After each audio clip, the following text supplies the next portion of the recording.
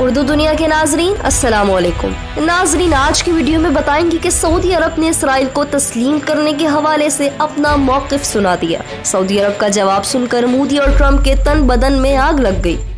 ये भी बताएंगे कि सऊदी अरब माजी में इसराइल को तस्लीम करने का इरादा कर चुका है, ताहम क्या वजह बनी कि इसे अपना इरादा तर्क करना पड़ा।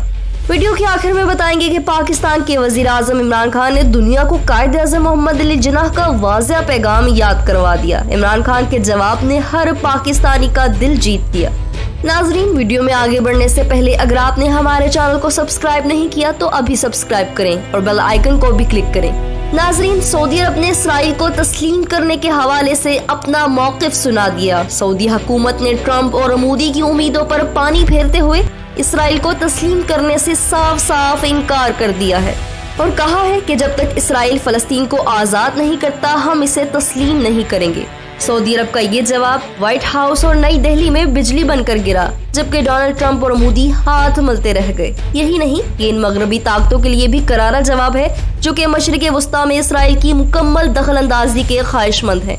नाजरीन, पाकिस्तान के वज़ीर आज़म इमरान खान ने भी इस हवाले से अपना वाज़ेह पैगाम दुनिया को पहुंचा दिया है, जो ये है कि कुछ भी हो जाए, चाहे पूरी दुनिया भी इसराइल को तस्लीम कर ले, मगर पाकिस्तान इसराइल को कभी तस्लीम नहीं करेगा। इमरान खान ने पूरी दुनिया को पाकिस्तान के बानी कायदे आज़म मोहम्मद अली जिन्नाह के वो अल्फाज याद करवाए जिसमें उन्होंने साफ कहा था कि हम इसराइल को इसी सूरत तस्लीम करेंगे जब वो फलस्तीन को आज़ाद कर देगा।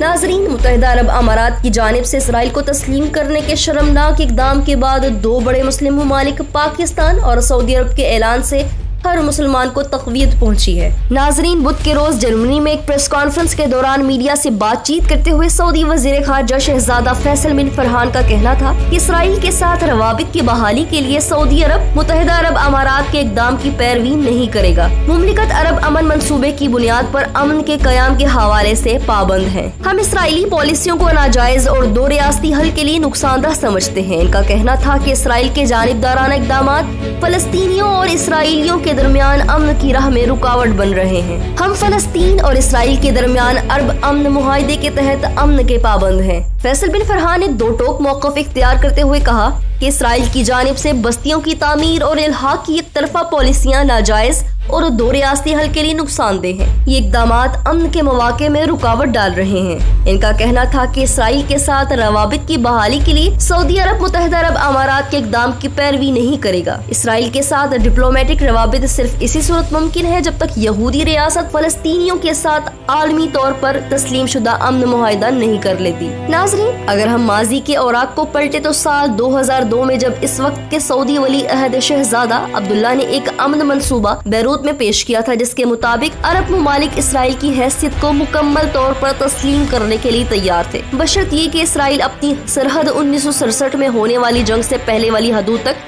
वापस ले जाए। इस तजवीज से इस वक्त की इसराइली वज़ीर आज़म एरियल शरून को पीछे हटने पर मजबूर कर दिया था, लेकिन कुछ ही दिन बाद हिज़्बुल्लाह ने बमबारी शुरू कर दी और किसी भी किस्म के मुज़ाकरात होने की उम्मीदें दम तोड़ गयी। नाजरीन, इससे कबल वज़ीर आज़म इमरान खान ने अपने एक इंटरव्यू में दुनिया को वाज़ेह पैगाम दिया कि पाकिस्तान इसराइल को कभी तस्लीम नहीं कर सकता। इस मामले में हमारा मौक़िफ़ बड़ा वाज़ेह है। हमारा मौक़िफ़ कायदे आज़म ने 1948 में वाज़ेह कर दिया था कि हम इसराइल को कभी तस्लीम नहीं कर सकते, कि जब तक फलस्तीनियों को इनका हक नहीं मिलता और इनकी इंसाफ के मुताबिक आबादकारी नहीं होती, जो कि फलस्तीनियों का दो कौमी नजरिया था, कि इनको इनकी पूरी रियासत मिले।